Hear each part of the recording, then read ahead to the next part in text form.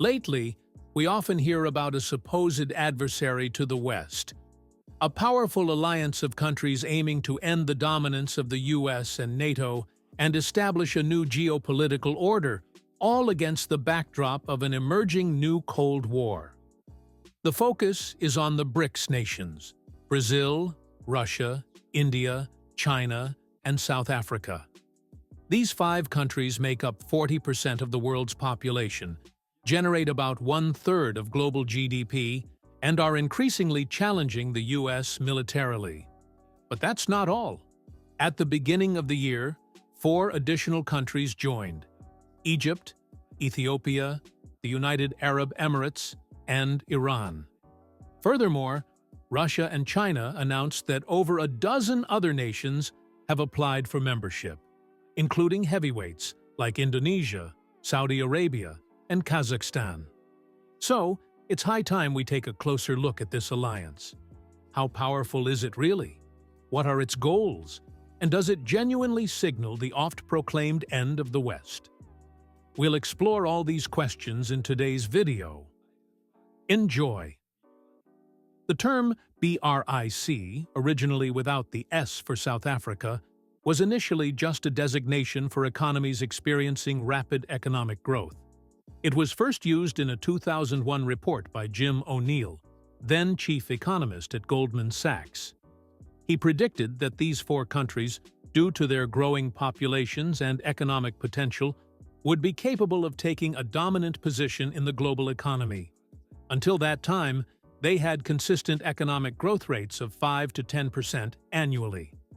The formal beginning of the BRIC group came only in 2006, when the foreign ministers of Brazil, Russia, India, and China met on the sidelines of the UN General Assembly in New York. Preparations were made for the actual establishment of an economic cooperation framework. The first Brics summit was held in 2009 in Yekaterinburg, Russia. At that time, discussions mainly focused on global economic issues, particularly the impact of the 2008 global financial crisis and the need for reforms in the international financial system. In 2010, the BRIC group expanded to include South Africa, leading to the renaming to Brics as we know it today. The decision to include South Africa was an awareness of Africa's strategic importance on the global stage and the need to better represent the Global South in international discussions. And by the mid-2010s, some useful institutions had also emerged. In 2014, for example, they agreed to establish the new development bank to finance infrastructure and sustainable development projects in the Brics countries and other emerging economies. Since then, however, things have been relatively quiet for a long time. Although there have been annual summits of heads of government, few concrete details have been decided. Many saw the Brics as a failure, but the format has been given a new lease of life in the last 2 years. Against the backdrop of the war in Ukraine, violence in the Middle East, and the threat of conflict over Taiwan, the alliance has grown closer together in response to the West. Russia, in particular, did not expect such a clear response and unity from the West in supporting Ukraine, which is why it was keen to bind its own partners closer together. As a result, the Association of States is now also striving for more political weight and is trying to position itself as an economic alternative to the West. It also sees itself in part as the mouthpiece of the emerging countries and the Global South. But how powerful is the organization really? Let's take a closer look at the 5 main members. Firstly, China, which is probably the most important player within the organization. The country has the second strongest economy in the world behind the USA. China's rapid economic growth began in the late 1970s, and from 1979 to 2010, the country's GDP grew by an average of almost 10% annually. Even though growth has slowed in the meantime, it remains at a high level and far exceeds the growth rates of most Western countries. Forecasts suggest that the country will surpass the U.S. economy by around 2030. However, the country also has numerous problems. These include a rapidly aging and shrinking population, rising labor costs, inequalities between urban and rural areas, numerous environmental problems, and the sometimes unstable financial system. The coronavirus pandemic in particular has hit the country hard, and a gigantic real estate bubble is currently threatening to burst. Nevertheless, China's global influence is growing, and it is already positioning itself as a rival to the USA. Next, let's take a look at neighboring India. This country has also achieved rapid growth of around 6 to 7% per year in recent years. If it continues to grow at this rate, experts say it could become the world's second-largest economy behind China by 2050. The government has also launched a number of initiatives, including Make in India, Digital India, and Startup India, to encourage investment, strengthen digital infrastructure, and create a favorable environment for startups. Compared to China, India's population will continue to grow strongly, but the main challenge there is that poverty remains widespread despite the progress made in recent decades. There are also significant socio-economic and regional inequalities, and the infrastructure, education system, and healthcare still require major improvements. In addition, the Indian economy is still heavily regulated, and, despite efforts to reform, bureaucracy remains an obstacle to the business climate. Nevertheless, we are dealing with a strong future player here too. However, the other three countries can hardly keep up. Russia is only a shadow of its former self. The strong sanctions imposed by the West, which have been in place since 2014, are having a major impact on the country. The population pyramid is catastrophic, and young, bright minds are leaving the country en masse or are being used up in the war. There are also major problems with corruption. This is similar to Brazil, whose economy is developing very unsteadily. The political elites and the aforementioned corruption repeatedly prevent the country from actually using its potential. Political crises even caused GDP to shrink by 8% in the 2010s. And President Lula is facing a rather divided country. And then there is South Africa, although it does not carry much weight. The country has fairly low annual growth rates and also has major problems with rampant corruption and extremely high social inequality.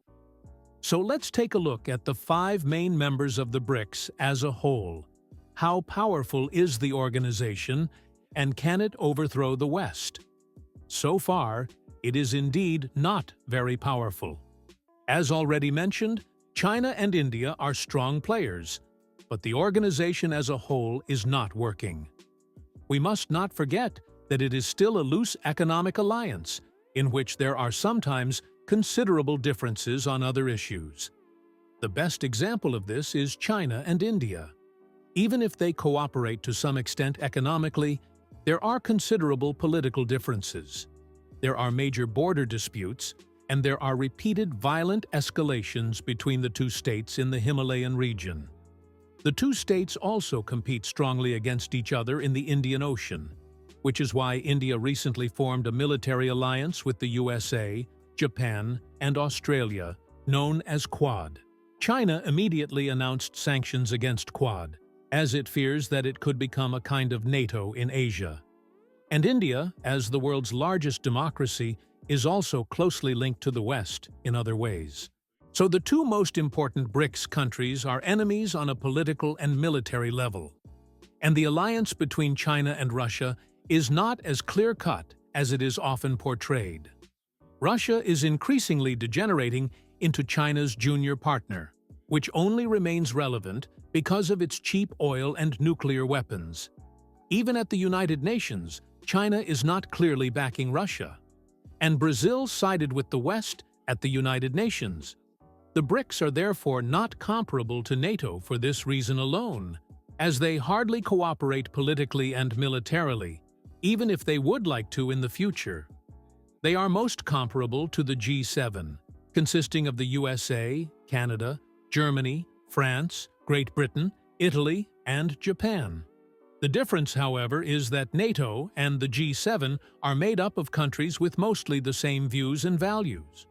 The core values that unite the countries are democracy and human rights, as well as similar geopolitical goals. However, this is not at all the case with the Brics. They seem like a motley crew, but one that is hardly united by the same values. And the whole thing has been made even worse by the accession of other countries.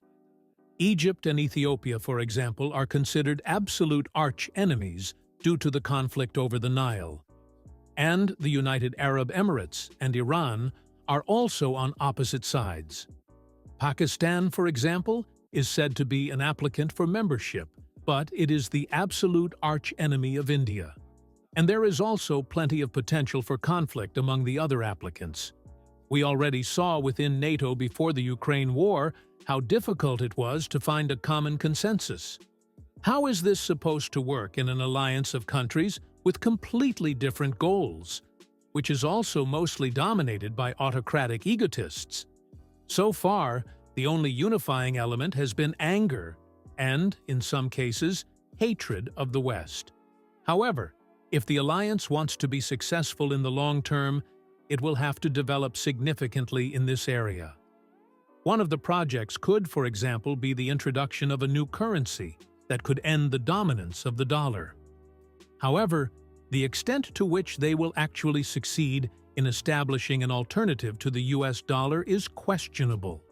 However, we can finally state that the world is becoming more multipolar, at least since the war in Ukraine. There are more and more players on the geopolitical stage, which is why the dominance of the West will inevitably decline.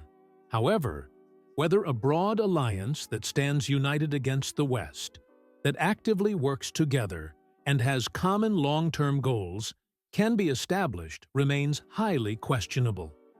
It is more likely that there will always be short-term alliances between a few states in order to advance their own goals.